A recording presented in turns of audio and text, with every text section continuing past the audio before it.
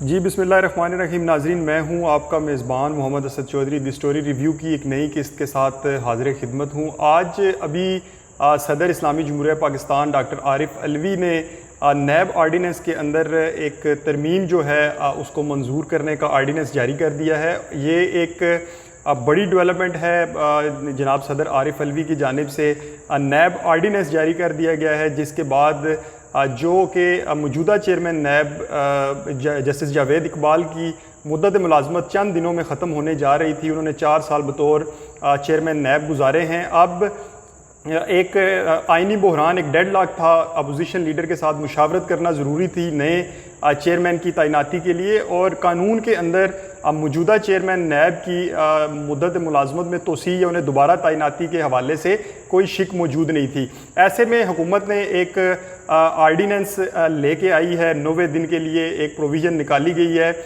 ताकि जो मौजूदा चेयरमैन नैब हैं वो अपने ओहदे पर काम करते रह सकें, वो अपने काम को जारी रख सकें।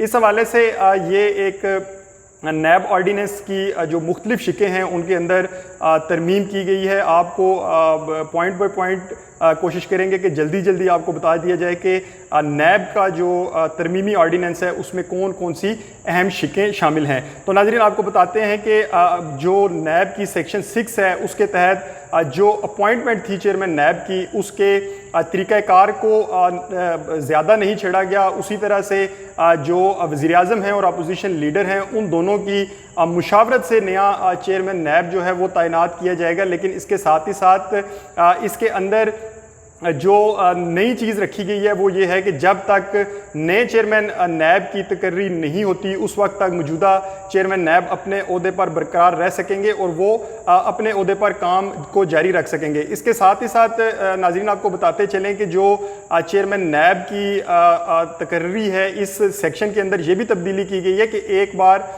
फिर चेयरमैन नैब को जो है दोबारा तोसी दी जा सकती है। एक और मज़ीद मुद्दत के लिए उनको तोसी दी जा सकती है। ये अब बड़ी डेवलपमेंट है। इससे रास्ता पैदा हो गया है कि जस्टिस जावेद इकबाल को दोबारा भी तैनात किया जा सकता है।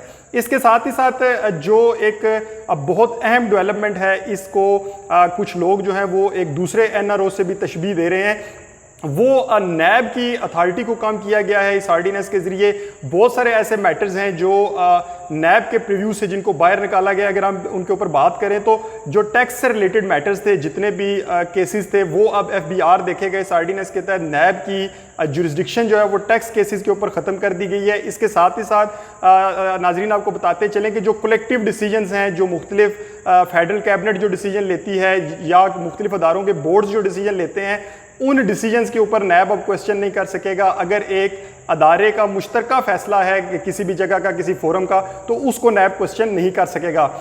इसके साथ ही साथ जो प्रोसीजरल लैब्स हैं, जो तरीक़ाकार के अंदर खामियां हैं, उनके ऊपर भी सरकारी अफसरान को जो है उनकी बात कुछ नहीं की जा सकेगी और उनसे पूछा नहीं जा सकेगा। इसके साथ ही साथ नाज़रीन, आपको बताते चलें कि एक और बात जो है वो इस ऑर्डीनेंस में लिखी गई है कि गुड फेथ में लिया गया डिसीजन, जो कि एक अच्छी नीयत के साथ कोई भी डिसीजन लिया जाएगा सरकारी अफसरान की जानिब से, उसके ऊपर भी नैब जो है वो उस वक्त तक कार्रवाई नहीं कर सकता जब तक कि उससे कोई माली फ़ायदा लेना साबित ना हो। इसके साथ ही साथ अगर बात की जाए तो जो पब्लिक ऑफिस होल्डर हैं उनके साथ ताल्लुक अगर किसी का डायरेक्ट और इनडायरेक्ट ताल्लुक नहीं है तो उसको भी नैब मुख्तलिफ केसेस में नहीं बुला सकेगा। यूँ अगर देखा जाए तो अगर ये नैब का जो ऑर्डिनेंस है ये इम्प्लीमेंट होता है और इसको एक्ट ऑफ पार्लियामेंट बनाया जाता है, तो ऐसी सूरत में ये जो चीज़ें हैं ये अपनी जगह पे सारे की सारी जो इंक्वायरीज़ हैं उसका एक बड़ा हिस्सा रुक जाएगा। और ये इसको बुनियादी तौर पर एक NRO करार दिया जा रहा है कि बेशतर जो माजी में बनाई गई हैं, इंक्वायरीज बनाई गई हैं, रेफरेंसेस बनाए गए हैं, उसमें मुतअद्दद ऐसे हैं कि जो टैक्स के मैटर्स को डील करते हैं, जिसके अंदर बहुत सारे केसेस ऐसे हैं जहां पर कलेक्टिव डिसीजन को देखा गया और उसके साथ ही साथ गुड फेथ के अंदर ये एक नई प्रोविजन मुतारफ़ करवाई गई है। नाज़रीन, इसके साथ ही साथ आपको बताते चलें कि जो नैब ऑर्डिनेंस की सेक्शन 5 है उसके अंदर जो अकाउंटेबिलिटी कोर्ट के जज हैं, एहतसाब अदालत के जज, उनकी अपॉइंटमेंट के तरीक़ाकार को भी एक बार फिर से वाज़े किया गया है, उसमें तरमीम की गई है। जो अब अकाउंटेबिलिटी कोर्ट के जज होंगे उनको हाई कोर्ट के जजेस के बराबर मराद दी जाएंगी। इसके साथ ही साथ 68 साल की उम्र तक के किसी सेशन जज को, एडिशनल सेशन जज को या स्पेशल जज को 3 साल के लिए अपॉइंट किया जा सकेगा और ये अपॉइंटमेंट ट्रांसफ़र जो है वो चीफ जस्टिस ऑफ पाकिस्तान और सदर पाकिस्तान की मशावरत से की जाएगी। इससे पहले इसका तरीकाकार मुख्तलिफ था। इसके साथ ही साथ आपको बताते चलें कि जो प्रोसिक्यूटर जनरल नैब हैं और जो स्पेशल प्रोसिक्यूटर हैं उनके रोल के अंदर भी तब्दीली की गई है। जो नैब के प्रोसिक्यूटर हैं वो इस सारे अब जो मामलात होंगे उसमें चेयरमैन नैब की जानिब से उनके साथ मुशावरत करना ज़रूरी होगी।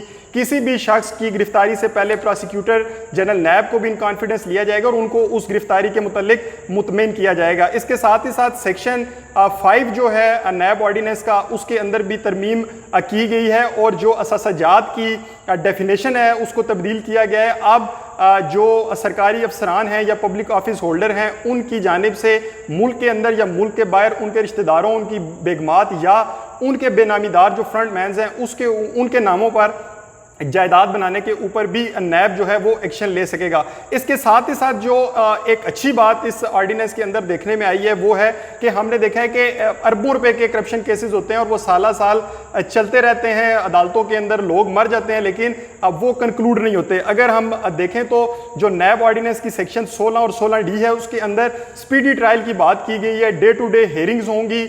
इसके साथ ही साथ ये केसेस जो हैं इनको 6 माह के अंदर मुकम्मल किया जाएगा। और एक इंपॉर्टेंट चीज़ जो है वो ये है कि जो स्टेटमेंट्स हैं वो और क्रॉस एग्जामिनेशन जो है वो वीडियो लिंक के ऊपर भी रिकॉर्ड की जा सकती है और ना सिर्फ पाकिस्तान के अंदर बल्कि बैरूने मुल्क बैठकर भी इसको रिकॉर्ड किया जा सकता है। इसके साथ ही साथ नाज़रीन आपको बताते चलें कि एक 33F के नाम से नई सेक्शन जो है वो इसके अंदर मुतारफ करवाई गई है जिससे चेयरमैन नैब के ओहदे को स्ट्रेंथन किया गया है। अब चेयरमैन नैब इन्वेस्टिगेशन और इंक्वायरी की स्टेज के ऊपर कोई भी जो केस है उसको ना सिर्फ वो विथड्रा कर सकते हैं बल्कि अगर रेफरेंस फाइल भी हो जाए तो वो अकाउंटेबिलिटी कोर्ट को भी सिफारिश कर सकते हैं कि जो मुतलका केस है उसको बंद कर दिया जाए, उसको विथड्रा कर दिया जाए। नाजरीन आप देखना ये होगा कि अपोजिशन इस ऑर्डिनेंस को किस तरह से लेती है क्योंकि ये विन विन सिचुएशन है। इसमें दोनों अफ्रीकों के लिए रिलीफ रखा गया और इसको इसीलिए मुतलका हल्के जो हैं वो दूसरा NRO करार दे रहे हैं। लेकिन हुकूमत के पास टाइम कम है, उसे 90 दिन के अंदर अंदर